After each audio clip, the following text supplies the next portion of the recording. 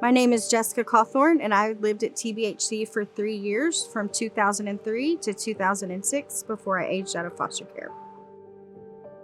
When I was a little girl, my dad committed suicide when I was 3, and my mom died when I was 10 from heart disease. And my biological family ended up placing my siblings and I in another home that was not TBHC and abandoned us there. And when I was in 9th grade, I got into some trouble and they refused to come and get us, and I entered state foster care. And at the time, the foster care director at TBHC agreed to let me come, and they took a chance on me, and I was able to finish my 9th grade year.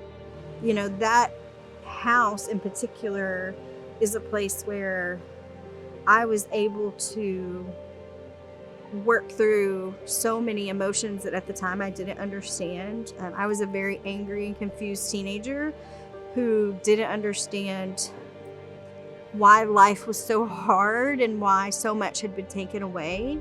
I remember the first time that I walked into this house and was looking at pictures, trying to figure out where I would fit in the mix of all of the family photos and if this would be my last home. That became a place. It's not just the place, but the people made it a safe place. They made it home where it didn't matter if I blew up and had an outburst, that I was always loved and wanted in that home, and that I would always be welcome. They really came alongside me and helped me to learn that I could be loved by God regardless of what I had been through, and that the trauma that I had experienced didn't define me. And they mentored my relationship with Christ back to a healthy one and what it really was. And I credit them today as to why I have such a strong faith in Christ. Once I aged out, I did end up homeless. I know that is something that a lot of youth who age out go through. And it took me 12 years, but I did eventually graduate with my bachelor's. But I achieved it.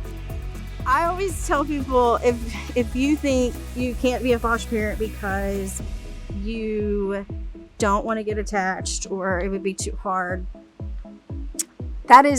kids need healthy attachment.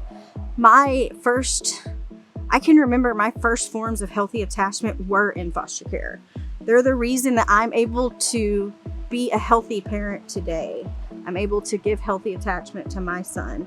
Teens in foster care just want a home. They just want a family and a place to belong. And they need you.